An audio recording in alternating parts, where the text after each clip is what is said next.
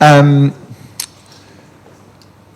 so we are incredibly, incredibly lucky to have Jean Oelwang here today. You can start these kinds of talks by saying all these things that sound a little bit sort of schmaltzy and hyperbolic and puffery and saying nice things about people because that's what you have to say. I genuinely am going to say all the things I'm about to say about Jean are directly, not just from my heart, but from the heart of many, many, many people who have got to know this exceptional woman over a long period of time. I love this book. And I think one of the reasons I love this book is because there is, Jean seems, you choose your books as an author, but Jean seems uniquely positioned to having written this book because she, not only by virtue of what she's done in the world, has been exposed to and created a community around her and come into the orbit of the exceptional people whose stories are chronicled in this book. But also, the concept of it is very Jean Oelwang, which is partnering, and which is coming up alongside people, bringing the best out of them, seeing them for who they are, supporting them with integrity, being courageous, being open, having transparency and integrity, many of the things that has led Jean to do all the remarkable things she's done in her life. So it's really, really, really a privilege to have her talk about this. Jean is going to show us some stuff and then give a little bit of an input, and then I am going to pick up the baton and have a conversation with her. But I'm delighted and privileged to be able to introduce Jean Oelwang. Wonderful. Stand up. Thank you, Paul, for that beautiful introduction. And I actually met Paul because he had an extraordinary partnership, many of you will know, with Archbishop Tutu. So we were starting the elders, and so many people, I think that's just at the heart of who Paul is around partnering. So thank you guys all for being here, and I want to say thanks also to Izzy, to Rosie, to everyone at the Conduit for helping pull this all together. And I thought I'd just open up with a few words, and then we'll just be in conversation, and would love to just have conversation with the room. And I was in a meeting a few years ago just outside London, and it was bringing together scientists, politicians around how we solve the climate change problem. And so I was sitting in the meeting, and about an hour in, I started to hear the word collaboration again and again. And so I started to count how many times they mentioned the word, and within 2.5 hours, they mentioned it 50 times. But what was really interesting is what was happening in the room was the opposite. So you saw people talking over one another, trying to be the smartest person in the room. By the end of the meeting, they were all trying to undermine each other. So they were there for the cause, but they weren't all in for each other. And so I thought about that moment a lot. And during this process over the last 15 years, I think what that moment just crystallized is that we know in our hearts that right now in the world, as we're living in a world that's so fearful and so divided, that we need to collaborate and partner at a scale we can't even begin to imagine. And I believe that after going through this 15-year kind of exploration process, at the heart of it has to be how we learn how to partner and how to reconnect with one another. So I just want to start just by asking all of you just to shut your eyes. Apologies for those of you that did have a big lunch, don't fall asleep. And I want you to think of a beautiful question that Mr. Rogers, for those of you that have had any association with America will know who Mr. Rogers is who has loved you into being? So just shut your eyes for a minute and just think about that question of who has loved you into being.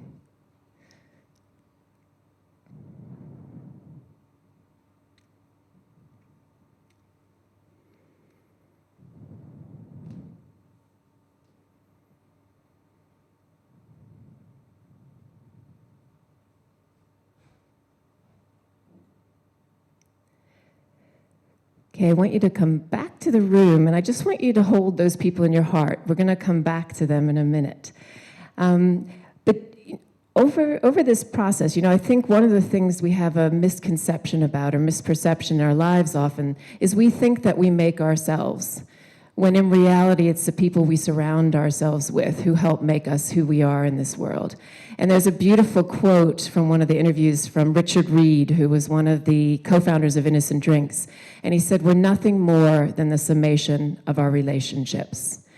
And the more we started to do research over the last 15 years, the more we realized that that path to a meaningful life is through the people we surround ourselves with and building those deep connections. But we also found that it was also at the very center of most great human achievements. And so we started studying these large human achievements, like, for example, closing the ozone hole. And who in this room knows who are the people that discovered and who helped protect the ozone layer? So every single room I go into, no one can raise their hand. And the reason we can't raise our hands is because it wasn't the single superhero theory that we're so used to. It was this extraordinary collection of friends at the center. And we've researched this and talked to everyone that we could who was involved in protecting the ozone layer. And, you know, we expected to see an amazing political story, amazing science story, but what we found at the center was a human story. It was a story of friendship on how this great human achievement happened.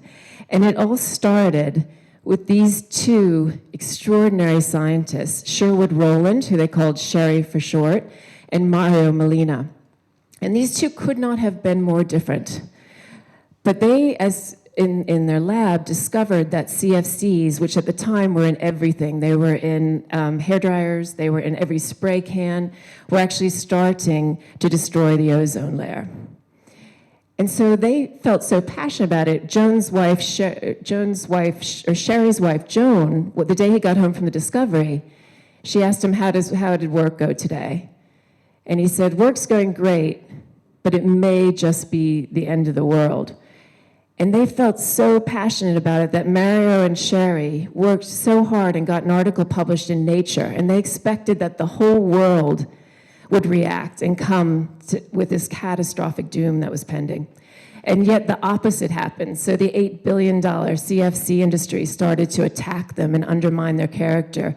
All of their scientific peers started to pull out their speaking engagements. Doctoral students stopped coming to their classes. And this didn't last just for a day or for a week or even a month. This lasted for a decade. And I remember talking to Mario in 2020, just very sadly before he died. And I asked him, I said, "Mario, how on earth did you weather this extraordinary attack, not just on your work, but on your character?" And he looked at me and he said one word. He said, "Friendship." He said, "Sherry and I were so close that we were never going to stop until the world listened to us." And he said that Sherry used to say to him, "If not us, who? If not now, when?" And so they kept on going, and then 3 scientists at the British Antarctic Survey actually proved that there was a hole in the ozone layer quite near the South Pole. And that kind of started this massive, catalyzing all kinds of more science and research, and then it also catalyzed the Montreal Protocol, which is still probably one of the greatest global agreements and achievements that humanity has ever had. Yet we never talk about this. We don't talk about it in schools, we don't talk about it in high school, we don't talk about it in our companies, we don't talk about it when we're trying to solve global problems. And again, I think one of the reasons is because we are so positioned to think that it has to be the single superhero story. And one story I just want to share, which Paul is way more close to than I am, when we think of ending apartheid, we think immediately of Mandela, who was an extraordinary leader. But I think my whole lens changed when I was in South Africa just a few months after he had passed. And we were crammed into this tiny white tent at the Nelson Mandela Foundation, and it was pouring rain outside. Yet inside the tent with these 200 people, there was this unbelievable electric current of joy. And one after the other, these anti-apartheid heroes that Paul knows well, got up on stage, on this kind of rickety stage, and praised this great human being. But I think what was most interesting for me wasn't what they were staying on the stage, which was absolutely beautiful, but when they came off the stage, the incredible love that they had for each other still. And so I turned to one of the family members on my right, and I asked her, I said, how on earth do they still have this incredible depth of love after weathering the years of apartheid? And she said two things. She said, the first thing is that they had a purpose that they were going to go for their entire lives. They were never going to stop. They wanted to end apartheid. And she said the second thing is that any one of them could have been Mandela. Yet they chose to play the role in the collective that would make the biggest difference to their purpose, their collective purpose. So you had people like Albertina and Walter Sisulu. You know, Walter was the planner. Albertina rallied the women's marches in South Africa. You have people that Paul partnered with very closely. Archbishop Tutu was obviously the rebel rouser, but you also had Leah, who was the rock in the communities. And you had people like Helen Sussman, who started the Progressive Party, and for 13 years she sat in Parliament trying to get them to end apartheid. And so this moment made me realize that it was this entire collective that then mobilized the world to take down apartheid. And the role that Mandela played so beautifully in all of these large collaborations that we studied, there was always what we call this intoxicating purpose that people could not get behind. And what I just wanted to share with you is Mandela at his trial in the Rivonia trials gave a 3-hour speech. And this is his audio from the courtroom, the last 3 minutes. During my lifetime, I have dedicated my life to this struggle of the African people. I have fought against white domination, and I have fought against black domination. I have cherished the idea of a democratic and free society in which all persons will live together in harmony and with equal opportunities.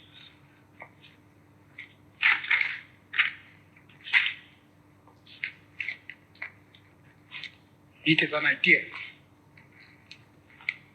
for which I hope to live for and to see realized. But my Lord, if it need be, it is an idea for which I am prepared to die. So that was in 1964, and the intoxicating purpose, and Madiba was the one who was the right voice to get that intoxicating purpose into the world and mobilize people, and that's the beautiful role that he played. And you know, years later, I ran into one of my heroes, which Paul knows him well, is George Bezos at an event, and he was one of the lawyers at the Rivonia trial. And so I nervously went up to him just to say thanks for all you did to help end apartheid. And he just looked me in the eye and he said, "No one does it alone." And then he looked again and he said, "No one does it alone." And you know, I think in the world right now, I think one of the most dangerous ideas is hyper-individualism.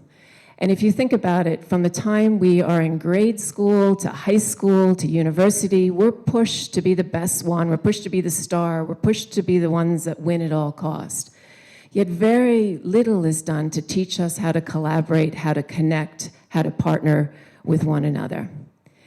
And you know, I believe that this has actually pushed us into this crisis of loneliness that scientists are now saying is a more deadly crisis than obesity or smoking.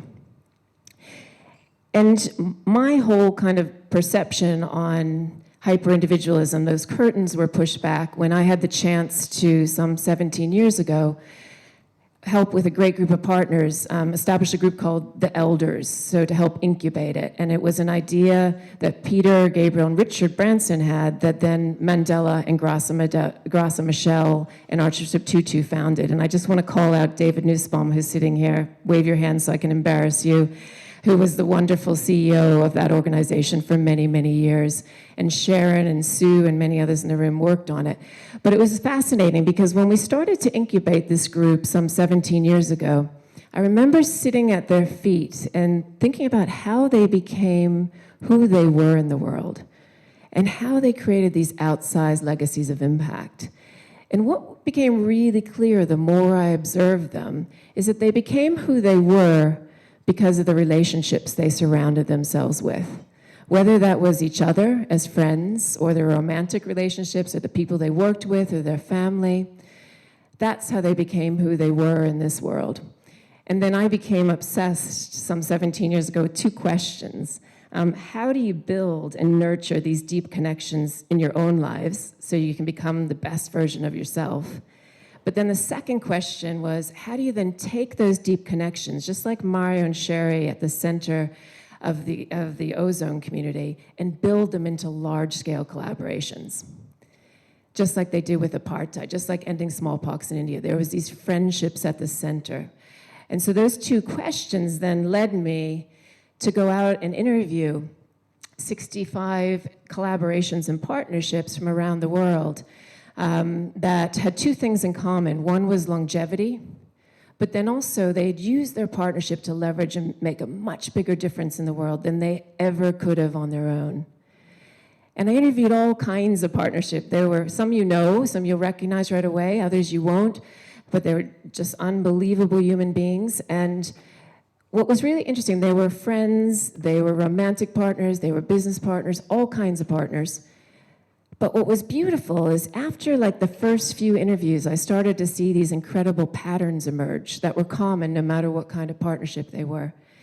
And so we started like plastering the walls of the house with these patterns. And then the more interviews we did, we started coding all the wisdom. So we had thousands of pages of transcripts. And what emerged out of that were these beautiful 6 degrees of connection. So that's really the backbone of the book, is these 6 degrees of connection that came out of these patterns from these extraordinary partnerships. And I thought to bring them in the room, because this is all their wisdom. I've been on a learning journey with them and synthesizing it over the last 15 years. But I thought I'd just bring them in the room with a very quick video. The one will make up what is lacking in the other. And in these parts, we speak of it as Ubuntu. A person is a person through other persons. A lot of people believe that partnership is 1 and 1 equal 2. It's wrong. 1 and 1 equal 2, you have no added value. 1 + 1 = 3 is when the relationship is perfect. The goal is not to be better than the other and make a competition. The goal is to be better than what we were before. It's been a lot more fun doing it with somebody else. Everything in life is a lot more fun if you share it. During the growth of Ben & Jerry's, I would walk around the company and say, oh, this is wrong, that sucks, that's fucked up, don't do that. And he'd be walking behind me saying, well, what Ben really meant to say was, do this and that. And it was, he could say it in a way that people could hear it. Choose somebody that you've already worked with before. If you ask me what I value about Robbie, it would be first and foremost our friendship. We're almost always aligned on major strategic things, big items for the company, because more or less we have the same goal. You need somebody, poking the fire and saying, this isn't as good as it could be. That kind of tough love advice is pretty welcome when it happens. Give each other plenty of space, even you're going to be different people. And he always listened to me. He didn't always react the way I wanted him to, but he always listened to me. We complement each other rather than being echoes of each other. It does require compromise and hard work. It has to be grounded. You mean hard work? We are friends before we're partners. A lot of it is just about trust. I think Ben and I just completely trusted each other. You've always pushed me to do things that I thought maybe I couldn't do. Often I'll be in a situation, I'll think, what would Sev do? And then it's like, okay, I can do this.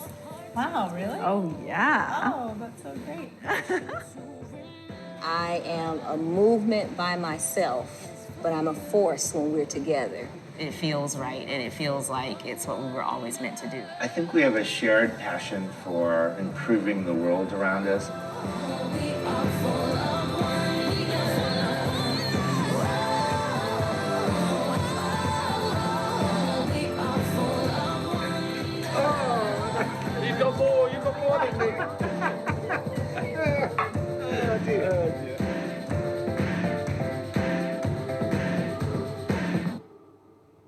Great. So hopefully that'll give you a little bit of a feel. And just before we open up the conversation, just to, one of the things, quotes that I love is Warren Buffett was asked the question about what's the meaning of success in life. And he posed a question back, and he said, do the people you love you back? And what our hope is with this book and the not-for-profit we set up, Plus Wonder, is to try to really spark a relationship reset in the world, because that's the only way we're going to be able to tackle some of the large issues that we're facing. So I'll leave you with this question before we go today. Who and what will you love into being?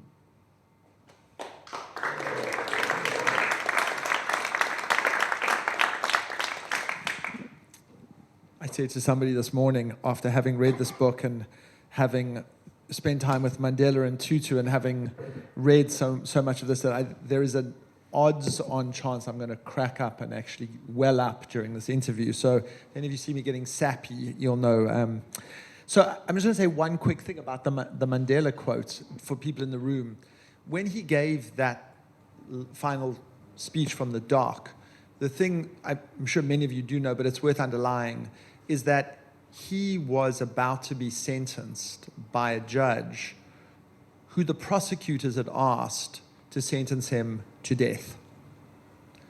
And Nelson Mandela exists today because that judge at that moment heard that speech and made a decision merely to sentence him to life imprisonment. But to say to a judge before you're about to be sentenced, it is an ideal for which I'm prepared to die, takes a kind of a courage that is worth just pausing and reflecting on. The second thing, all those people who you mentioned who were the kind of Mandela ecosystem, in October of 1989, I was one of about 100 people when they were released from prison, and the first public appearance they made was at a house in Soweto, and they'd never been seen for 20 years plus because they'd all been in Robben Island. And these heroes of the anti-apartheid movement all shuffled into this little house, and they were all 25 years older. So they were gray and they were slightly diminutive and they looked like shadows of their former self. And I remember as a young man looking at them and going, oh God, that's our movement. And these are the people who are going to lead us to revolution, and feeling very scared. And then they all opened their mouths. And they said exactly what you said, which is, we're a movement, we love each other, we trust each other, there are millions of people who are behind us, in front of us, and Madiba is still in prison. And we're going to do this collectively. And everybody walked out of that room going, we're going to win. Because they had exactly that sense of an unshakable purpose and an incredible connection and trust between them. So, I think I can bear witness to what you've said. So I'm going to ask you around the first question I want to ask you around partnering is, you have people who are partners in business, and then you have people who are partners in love in this book. And they share some similarities, but they also have some differences. And you got to watch both of those. You saw Grusher and Mandela, and Leia and Desmond Tutu, and Jimmy Carter and Rosalynn, and you watched those partnerships. So can we start just by talking about those? Because anybody who's in a love relationship is interested in some of your insights from those, because those were also relationships which were profoundly purposeful as well as being from the heart. So tell us a little bit about that category first. Yeah, and I think what's interesting is that when I started doing these interviews, I started doing them based on romantic love relationships. So I thought, okay, I'm just going to do 10 interviews. That's going to be it. I'm going to figure this out, write a book, blah, blah. And this was, 17 years ago. And what was really interesting is then I interviewed Ben and Jerry. And when I interviewed Ben and Jerry, they talked more about love than the partnerships that were in romantic relationships almost. It just blew my mind. And I realized that we almost put these divides between our relationships when it's, again, we found these 6 degrees to be common, whether they were romantic, whether they're business. That's what was at the heart of them. And if you look at people like Grasa and Madiba, I mean, you walk in, like, I'll never forget the very first moment in meeting them, is you just felt this incredible presence of love. And they were so present with one another. And they also never, ever did anything, like no body language, no word that would undermine the other one. Everything they did was lifting of the other one. And I saw that repeated in every single partnership I interviewed. And so again, I would bring back to Ben and Jerry, were just as in love with each other as any romantic partnership I'd ever seen. They realized that having love at the center of their business and with each other was what was going to make them successful. So I'm going to ask you a question for which I'm sure there's no standard answer, but you mentioned how partnerships are often about difference and complementary skills, and the Ben and Jerry. I'm the guy who like shouts at people and sees what's wrong, and I'm the person who mops up behind and helps people implement the kind of insights, and those two things actually work out in partnership, but we're actually very, very different. But also, relationships sometimes work because people are fundamentally the same. And so I'm sort of interested in the people that you interviewed. Let's start on the kind of romantic front. How often were they sort of just at the core the same, despite what their surface differences were? Or how often were they actually quite radically different, but they found a chemistry and a compatibility and a partnership across that difference? So is there something, if you were to take a bet on a long-term relationship or partnership, would you say do it with people who are fundamentally the same or perhaps deeply different? I think what we found doing this exploration is that often they were fundamentally the same in their set of values, but they were radically different in many other aspects of their life. And if you take some of the examples of the partnerships, that difference is what they often called kind of this electric current of difference that helped them become better people. And I'm sorry, I'm going to go against your romantic example here. Sorry, Paul. I'm going to give one that is just the most beautiful. Two examples of radical difference. One is Bertrand and Andre. They were two people. Some of you may know the chaps that did the solar impulse flight around the world. So they were very different. You had Bertrand, who was out there speaking all the time. He'd given 1,000 speeches, great speaker. And you had Andre, who was the operations guy. So he was the guy behind the scenes that was making sure that the plane flew. And so they came together, and when they first came together, because Bertrand was used to giving speeches, he was constantly out there. And then they had this moment of incredible friction because all the media was saying, oh, this is Bertrand's solar impulse. And so Andre was kind of like, oh, why am I not getting mentioned? So they came into a safe space together and talked this through, and then realized why this was happening, because Bertrand was so much more comfortable out front, and Andre was so much more comfortable behind the scenes. But in that moment, what they agreed to do is that they were going to teach each other. Andre was going to teach Bertrand how to fly the plane, and Bertrand was going to teach Andre how to be a speaker. And they said the happiest moment of their life was the day that Bertrand flew Solar Impulse and that Andre got his first standing ovation. And so they talked a lot about how this difference, they actually became better people. They competed with themselves to become better people. And we saw that also in the romantic relationships that came together. Like if you look at Leah and Archbishop Tutu, radically different people, completely different people. Archbishop Tutu wanting to be with people, that rabble-rouser all the time. Leah behind the scenes, much quieter. But the unbelievable depth and joy that you had, and those two supported one another, this united belief. Like, I'll never forget, and you probably know this story, Paul, but one time, the whole interview with them was just like charged with energy and laughter and joy, and then they both went really silent. And then Archbishop talked about, at one point in South Africa, I was getting yelled at all the time by everyone was saying, Archbishop Tutu talks too much. He should shut up. So Archbishop Tutu went back to Leah and he said, should I shut up or what? Should I be being quiet? And Leah looked at him and she said, I would rather that you be imprisoned on Robben Island than free and quiet outside. And then Archbishop Tutu went on to say that's what held him instead when he was out there fighting, because he knew that Leah 100% had his back and wanted him to go on this purpose and wanted to work with him on this journey.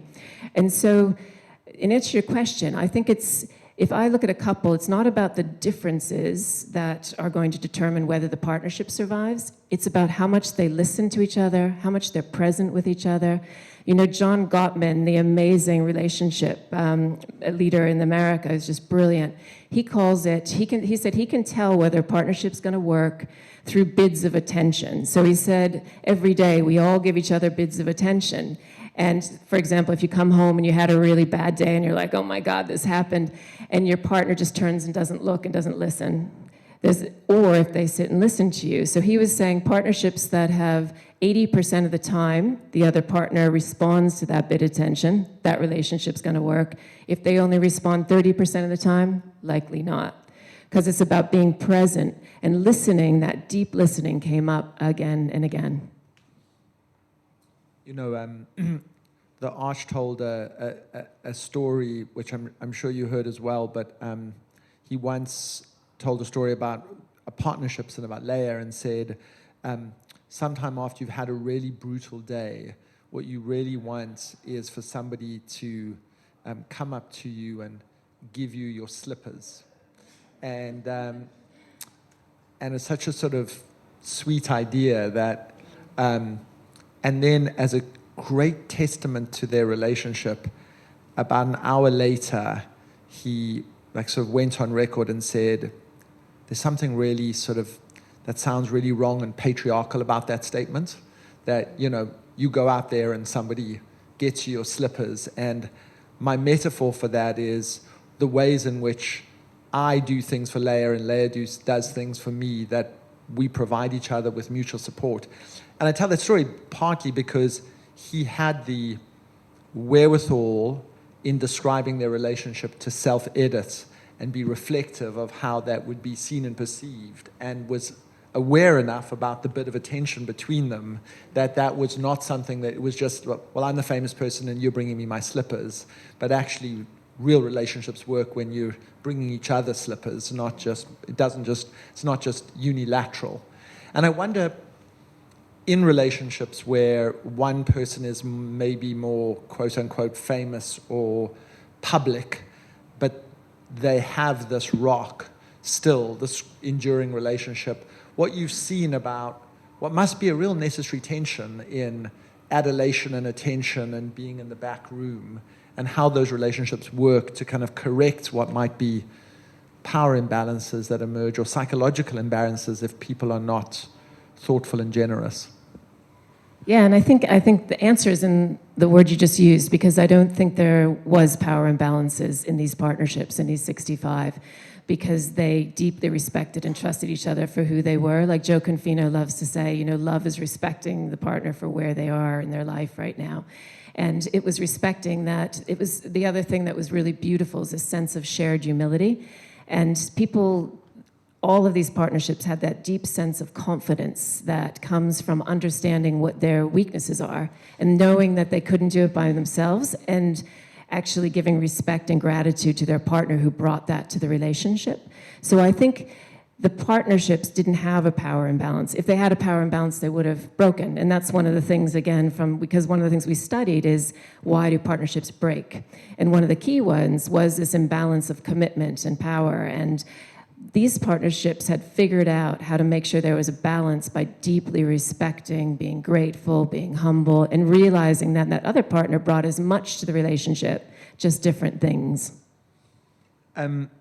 You didn't do it in your talk, but it's in the book, and you probably can rattle them off, but if you can't rattle them off, I'm going to hand you the chapters in your book, because I read them, which is just going through these degrees in partnering, because I think it's actually wonderful for the people listening in, just to give you a little synopsis of it, because I found it, and then you give it a guide to each chapter. But would you do us the honor of doing that? Yeah, sure. And it's definitely in the books. You can see it as well. But the 6 degrees, the first one that came up, it was interesting because we chose these people because we knew that they had a bigger purpose in life. But what we didn't realize is that what we called something bigger in the end, it wasn't just present, it dominated. It was unbelievably how powerful it was. And it wasn't just about, it was two things actually. It was the partnership helping each other with their purpose, whether it was individual or shared, but it also was the thing that was the connective tissue in their relationship. Just as you explained about the anti-apartheid heroes coming together, they had that connective tissue of something bigger. So that was number one by far. And then there was this beautiful concept of being all in and not holding anything back. And Keith Yamashita had a beautiful line where he talked about trust before being trusted, love before being loved. And that ability to be all in. And the third one was this beautiful thing that emerged we called it the ecosystem of virtues. And we call them virtues on purpose, because if any of you are running companies or have been in companies, or often that those values get plastered on the wall and then no one really lives them. So we wanted to call them virtues because there's something that these people and these partnerships lived every day. And there was 6 of those that were consistent across all partnerships. And then the other 3 were interesting because the fourth one I never expected, which is something we call magnetic moments. And all of these partnerships had thoughtfully thought about rituals, daily practices, traditions to keep them connected. And just unbelievable. Every one of them had these ideas, different ideas. And then the 5th one, which I probably struggled with the most, was around what we call celebrate friction. And so it was really interesting how when I first started interviewing these folks, everyone said to me, you have to find the drama, you have to find the plate throwing, the hair pulling. And I really tried in the early interviews to pull those strands out. But what I found was something more beautiful, that these partnerships had put in place these tools that allowed them to flow above the drama. I think we're so, we're so brainwashed through media, through everything, to think there has to be drama. When these folks, there wasn't not friction, but what they had done is they'd flowed above that friction. They turned what Andre and Bertrand call it, they turned the friction into sparkles and into a learning experience. And they used these tools. There's 12 tools in the book on how these partners did that. And then the last degree, the 6th degree, we called collective connections, because that's how you take these individual deep connections, like they did with the ozone community, like they did with ending smallpox in India, like they did with apartheid, and ladder them up into these large-scale collaborations. And I feel like that last one is so important for the world right now, because we do have to radically collaborate, and we need to learn how to use those deep connections at the center. And you didn't even need the prompt from the book. That's impressive. So I wanted to ask, you keep mentioning, and it's implicit in many of these, this question of trust. And in some ways, trust is one of those things which, like, you either have it or you don't. You start with it or you don't. You can break it and potentially not repair it. But it seems to be a sort of common thread in all of these, that ups and downs, hard days, bad days, complexity, failures, successes, you fundamentally trust that person. And so I wondered if you thought that that was just a necessary precondition and table stakes, or whether in those relationships you actually saw them nurturing, cultivating, building, deepening trust as a sort of practice, because I think that may be a useful thing for all of us to think about. Yeah, and I think the trust was the number one thing that came out of the ecosystem of virtues. Like every single partnership talked about it. And I think they had to be open to trust. But I don't think they had to be perfect at trust. So what they learned in their partnerships, and Derek and Beverly Jobert, who work with big cats in Africa, one thing they talked a lot about, because the question a lot comes up, can you make mistakes? Can you break trust? And can you still get back on track? And Derek said it so beautifully. He's like, of course. He said, we're all going to make mistakes and break trust by accident. And that becomes a log on your fire of trust, and you keep on building it. And Sarah Kay, the wonderful spoken poet, had a beautiful way to look at this, because she said she has rules with all her partnerships where if she does something to break trust or hurt them, that they must tell her that because they have to know that she'd never had the intention to hurt them. And so she lives within that space. And that was a big thing that came out, is that always assuming that people are coming from a place of good intention. And that changes your relationship dramatically when you make that assumption. And then creating the thing that they all did really beautifully is they created these safe spaces for trust to build and to grow, and literally physical spaces, but also coming together. And one that I love is Airbnb. The co-founders of Airbnb had this beautiful thing called, which I never ever would have thought these three words have gone together, but elephants, dead fish, and vomit. And what they would do is they would have every week in their team meeting, they would have a certain amount of time for elephants, dead fish, and vomit. So the elephants were things that people weren't talking about.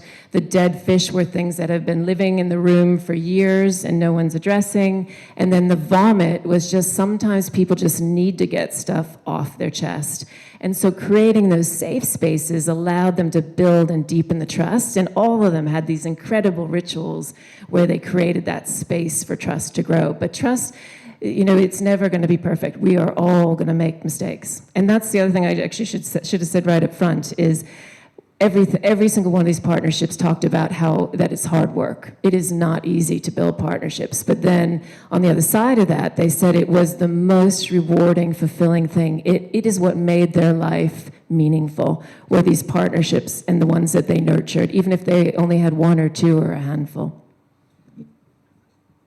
So it strikes me that a lot of the prescriptions around trust to be able to do elephants, dead fish, and vomit in a company, but to do the equivalent in a relationship requires an ability and an aptitude to communicate, and to communicate well, and to communicate clearly, and to communicate your feelings and intentions, and to have the courage to say things that are hard or that make you vulnerable or that expose you or that show your flaws.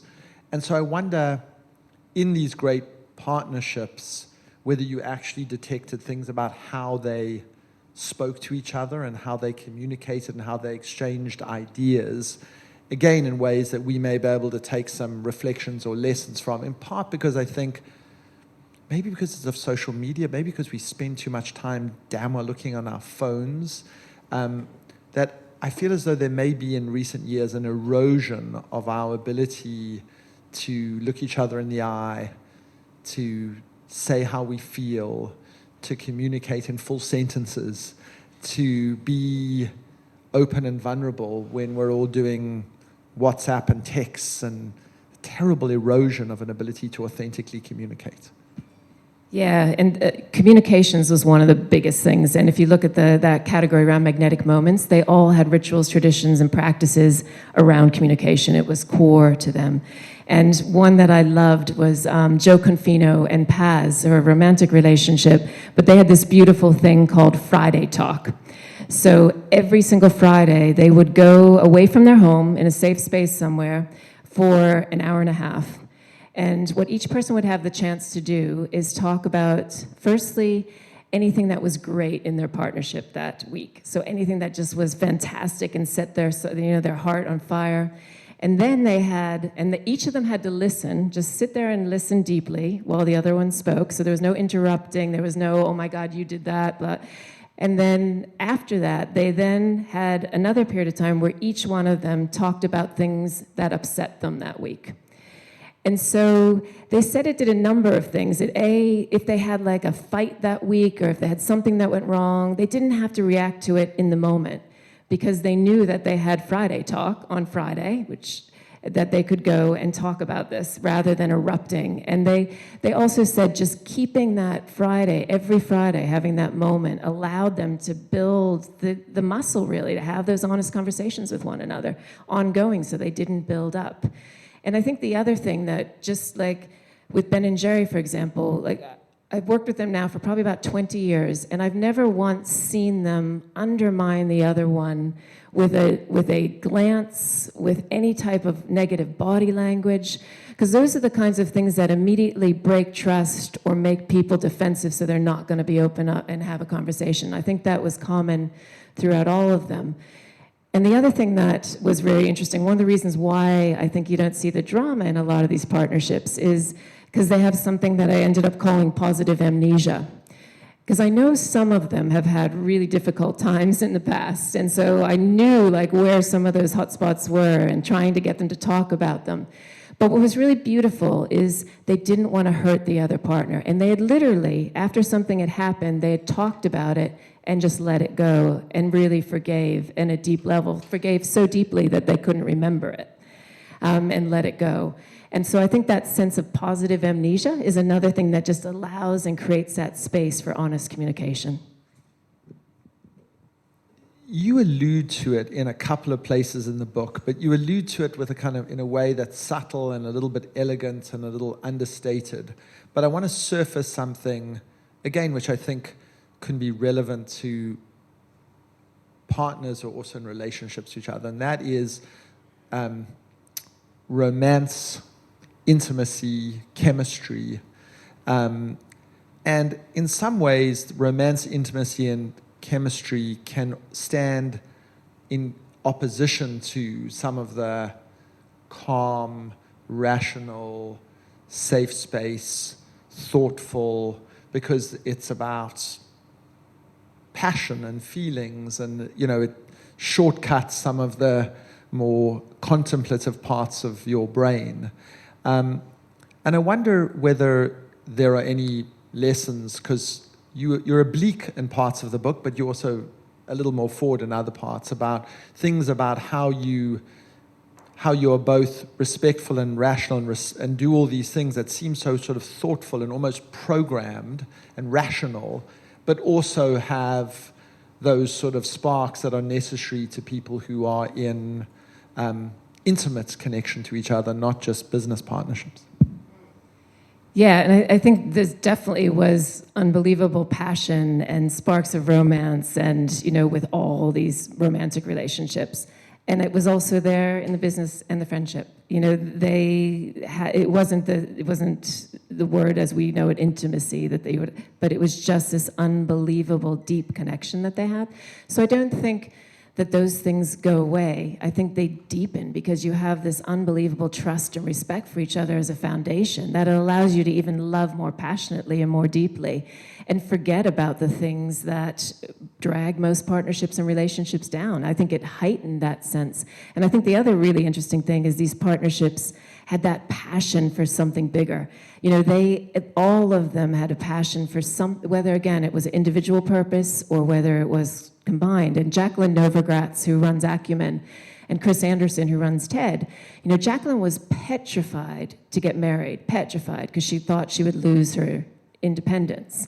And Chris put something in their vows that said, "I will never hold you back." And if you look at their partnership, because he's never held her back and because he's supported her purpose and she supported his purpose, they've actually become more connected from a romantic perspective, from a passion perspective. It's allowed them to flourish independently and then strengthen their partnership. I have to turn over the mic at some point, which I'm reluctant to do, but I'm going to. Actually, I want to also ask you a question too, so you have to. Great. Can I ask mine first, or you want to go? You can go first, and then I'll go right after.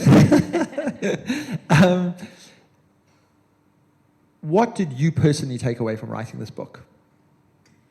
So this book changed my whole life, because I think before I'd been someone that was in corporate America, then working on helping set up mobile phone companies. I did that for probably 18, 20 years. And I had been so goal-focused that I hadn't paused. I thought that I was building these extraordinary relationships, and I have built great friendships in my life. But when I started interviewing these partnerships, I was like, oh my God, I'm on a tricycle. The depth that they have built in their partnerships and relationships. So this whole thing changed how I look at every relationship in my life right now. And I've almost flipped my lens. You know, before I may think about when I'm talking to someone in a partnership or relationship or just starting as acquaintance with someone about, okay, what's the end goal of this? Where are we going to go? And now if you flip your lens to, what are you going to do to change the world through this relationship? Change yourself through this relationship? Change each other for the better through this relationship? What are you going to give back through this partnership? And, you know, Jacqueline Novogratz, mom, had this beautiful line where she said, you know, in any relationship, don't ask how much they love you. Ask, are you being loving enough? And so for me, it flipped my lens on how I look at relationships. And I literally don't think I have the most amazing husband that I've been with now for 10 years. And I don't think I would have found him and nurtured that relationship if I hadn't gone through this process.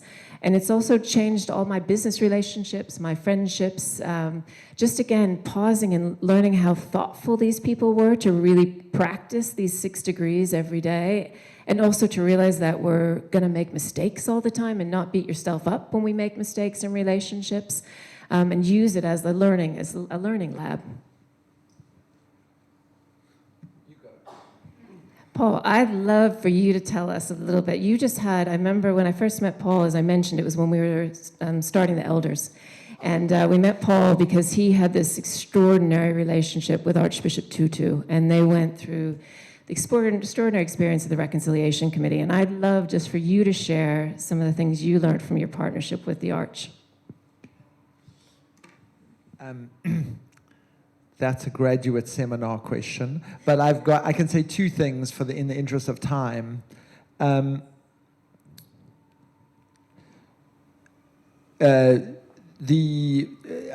told the story once before, so if somebody's heard it, forgive me, but I was going to be the main witness in the trial of P.W. Botha, the South Africa's hard securocrat president who authorized torture, almost certainly, authorized assassinations, almost certainly.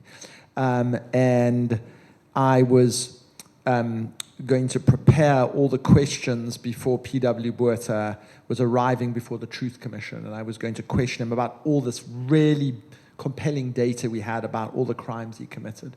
And the night before, I got a phone call in my office, and it was the Arch. And he basically said, Paulus, how are you? I said, I'm fine, Father. And he said, how are you feeling? Are you nervous tomorrow? And I said, I'm incredibly nervous, Father. I'm about to question our former state president on national television. He said, you're going to do very, very well. So I said, well, thank you, Father.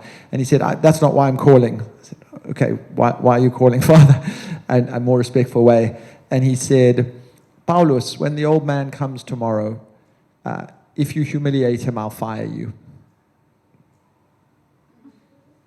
I was like, Father, if you don't mind, if these were the Nazis, they'd be hanged for these crimes. If this was before the International Criminal Court, people would go to prison for the rest of their lives. What we're just doing is we're asking people to tell the truth. And at the end of that, we're going to give them amnesty and let them get off scot-free. The least you can let me do is be robust, because this is our one chance to get the truth out of these people who've done this incredible pain, including to you and your family. And he said, Paulus, I understand that. We need the truth. You can't have truth without reconciliation. But if you humiliate that man, I'll fire you. Good night. Click. I'll never forget that about him, because basically that was his life philosophy, which is you can stick to your principles, live your highest values, and engage in the most robust struggles for justice, but do so in a way that preserves the dignity of the other person, and in so doing, preserve your own dignity. Because if you preserve their dignity, you preserve it. And the little coda to that story is, we then prosecuted P.W. Botha because he didn't arrive. And we took him on trial, not for the crimes of apartheid, but for failing to abide by a subpoena. That's like, giving Slobodan Milosevic a parking ticket, and his defense against being prosecuted for not responding to a subpoena was, this was not issued for a lawful purpose, because all the Truth Commission wanted to do was humiliate him. So when I got onto the stand, the prosecutor could say, what were you doing the night before you were going to question P.W. Botha? And like some question of divine inspiration, I could say, the Archbishop called me up and said, if you humiliate that man, I'll fire you. And his defense was, if they are just trying to humiliate me. So, I mean, I'm not a great believer in God, but if you are going to believe in God, that's a story that's going to make you believe in God. And then the second story I'll tell is during the Truth Commission, I sat opposite him on the table. So there were the 17 commissioners. I was the executive secretary. And after about the first 3 months, he called me. He said, Paulus, can you come to my office afterwards? I thought, oh my God, I'm in trouble. And he sat me down and he said, Paulus, I sit and I see you during the commission meetings. And your face is like watching the theater. I see everything you think on your face. And we're having the biggest and most important debates of our time. And I see your face. And then I almost always agree with how you're reacting. And so I look at that, then I think how I'm reacting, and it's distracting me. And we're debating the most important questions of our time, and you just need to keep a poker face during this process. And I remember being so grateful for him for two reasons, because I was a young, callow 24-year-old, and I was reacting to the debates of our time playing out on my face. And so he told me something about depth and maturity and what was necessary. But what he was also saying was, when you're in the moment and you're dealing with something that's very hard and very emotional, think for a moment about how you respond impacts other people. Because it's not always about you. And if you are always transparently showing how you're feeling, you can shut down the space for, if somebody says something idiotic and you go, you're not going to give them space to be able to have that position, and you engage with them in a state of dignity and be able to move a debate on.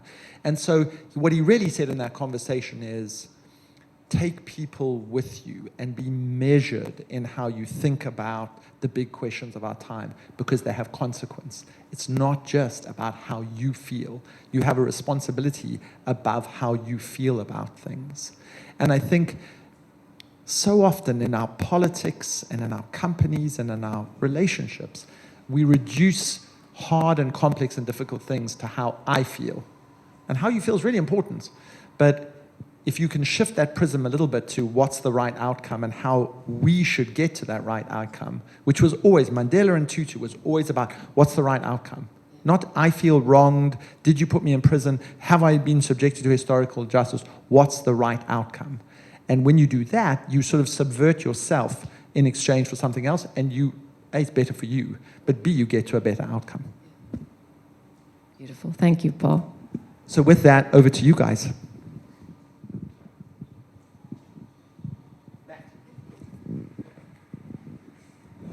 Well, Jean, thank you. Great book. I guess I've mostly known you in the context of your partnership with Richard Branson. Can you talk a bit about lessons from that? Yeah, I can definitely talk about lessons from that. I've got loads of adventures we've been partners now for probably, 22 years. I've worked at Virgin. So first at Virgin Mobile and then starting up Virgin Unite. And, I think one of the things he's taught me is just this extraordinary audacity and belief. And I think we balance each other really well in a partnership, because he constantly has these crazy ideas that are, and I'll never forget when he came first and said, we're going to start the Elders. I was like, oh my gosh, I just quit my amazing job in Australia and I've come to work for this crazy man with a beard. And he has big audacious ideas. And I don't think that before that in my life, I would have had the belief in myself to think that I could help create these ideas. And he had that belief in me. And had the belief in so many others in the company that we could do this. And so I've learned tons from his ability to create this audacity and then to mobilize people as a community behind it. And I think where we balance each other too is sometimes I have to pop his bubble when the idea is totally crazy and it would never work in the world, and balance that side of it. But also I can then come in and help him make those crazy ideas happen. So we have the balance of skills. And I think over the years, just like, I've probably gotten a bit more like him, and he's probably gotten a bit more understanding of what it takes to make a great idea happen in the world. And I'll never be like him because I don't think there's anyone else that I've ever met that is that audacious and that entrepreneurial. But a little bit, I think, of rubbing off for all of us that have had the chance to work with him. And there's been tons of tough moments, difficult moments, having to talk through things and learning how to do that with each other. And I think we've come to a really good place of learning those, like, what are the tools? And I think an important thing is that it's different for every partnership you're in. And like, he is not one, like, I can't go to him and David knows this well too, can't go to him with a PowerPoint and say, these are the 16 reasons why we shouldn't do this. He'll throw the PowerPoint in the trash. And, so it's just learning how to have that communication across how do you approach someone and have that open conversation. And I feel like we've come to that space over the years.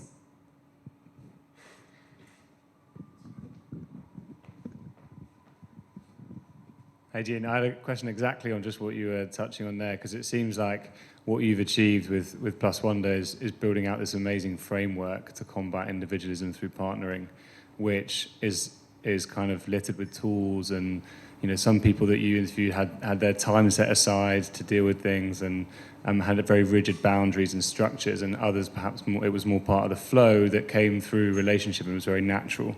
How much is it sort of natural, and how much of it have you found is kind of premeditated frameworks that help support the partnership? And how do you kind of protect, where you do have a good flow, how do you protect not almost like bureaucratizing a partnership through tools and frameworks and things like that? Yeah, and I think the answer is all of them felt natural. Like, none of them felt prefabricated or inauthentic. I think what they used the tools for were just like Bert and John Jacobs, for example, that started Life is Good. They had this thing that they kept in the back of their mind that they loved to call, you can't see the label from inside the jar. So when they, as two brothers, got in any kind of argument or fight as founders, they would go out and get outside help and never feel bad about that. So I don't think that it wasn't like a formulaic. The 6 degrees are like a platform that you create your own things around it, and then you use the tools that feel right and authentic to you, rather than something that's super rigid. Like, everyone approached the difference, the virtues, the way they live those virtues, again, authentically to them.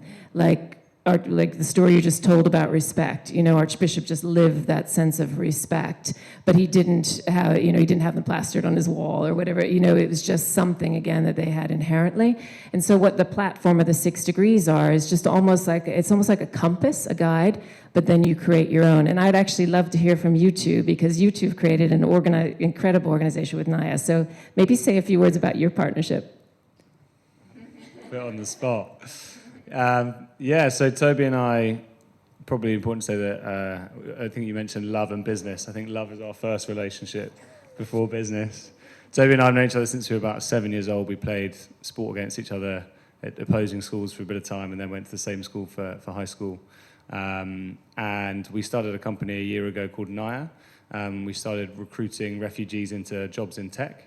And that's kind of grown out now, looking at inclusion more holistically, and how do we create a tech industry that is more inclusive, because inclusion is critical to achieving diversity. And we know that with the power and the speed at which this fourth industrial revolution is moving, that if we continue to create products from an undiverse group of people, then we immediately disadvantage we code and we architect our biases into those products and services, and that then perpetuates inequality. So that's kind of the heart behind what we're doing. And yeah, Toby and I think we're very different in many ways, and it's really been really interesting hearing what you've shared. Like, Toby and I, we're different in the way that we do things, but we have a shared heart and a shared values. And even where I was thinking when you were sharing earlier, like I'm a Christian, Toby's an atheist, but we still manage to have the same heart, the same vision for the world we want to live in, the same values, and it's just been great to get to start a company with him. Do you want to say anything? No, you're the wordsmith of the two. Thanks, Well, you guys. I'll tell you, Archbishop Tutu used to say, "You are the most Christian atheist I've ever met." Absolutely.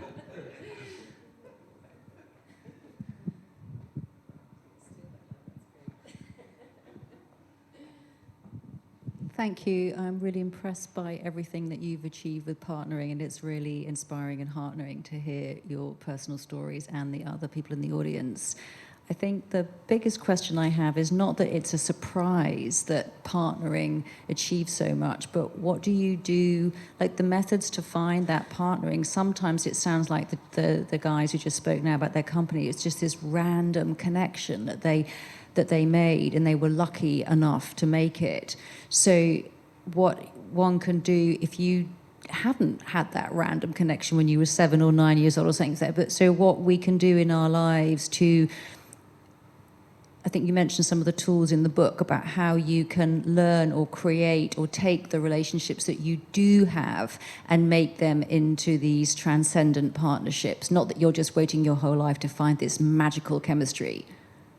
Yeah, this is a super important point. And it's connected to a lot of people ask me the question, do you first have to find yourself before you can find these partnerships? And certainly you'll see throughout the book and throughout all of these interviews, you have to be learning how to be at peace with yourself. But what you don't want to do is wait in your life to stop till you're perfect, because we'll never be perfect, in order to build these partnerships, because it's the partnerships that help us become who we are. And I think often we forget that. We get so lost in our own belly buttons that we forget to look up. But in your answer to your question, I think, the beauty that I found through this is that all these partnerships met each other in very random ways. Some were really lucky, like President Carter and Rosalynn met literally when they were 12. They lived next door. But others met in a poetry class. One of the things I learned from this is that the most important thing is opening yourself up to any connection or relationship that you have. Whether that's an acquaintance that you just meet, whether it's someone you meet in the street, because the beauty of learning how to build these deep connections is it changes your framing and your approach to every relationship in your life. And, one partnership that I still can't believe happens and it happened, and I always go to it when I think about how divided we are in the world right now. And they formed a partnership out of an incredible tragedy, something that we would probably never expected to form a relationship out. And it was these two people, Azim Khamisa, who was a Muslim and investment banker, and Plez Felix, who was a Christian and a merchant marine. And Azim Khamisa's only son, Tarek, when he was 19, he very, very sadly got shot by Plez's grandson, Tony Hicks, who was 14 years old, in a gang initiation. And Azim, rather than having this bitterness, this hatred, this anger, invited Pless, the grandfather, into his home with his whole family. And this was 30 years ago. And they have built this unbelievable friendship where they talk about how it transcends emotional, it transcends cognitive, it's gone into this spiritual friendship where they started a foundation to stop kids from killing kids. And so they go from school to school, and the beauty of them partnering is A, they're so radically different, B, this friendship that you never could have imagined could have come out of this incredible tragedy. They stand up in front of these students at these schools, and these students see that we can build relationships and friendships and partnerships across divides. And then when Tony came out of prison just 3 years ago, Azim hired him into the foundation. So I just tell that story because I think that one of the things that we probably mistake is that we think we have to find a partnership or relationship in this place or that place, or has to be this type of person or that type of person. But the beauty of these people I interviewed is that they were open to these relationships that they formed in their lives and shaped in their lives that changed them. I think we are out of time. So I am going to do a huge round of applause for Jean and for her incredible book, firstly.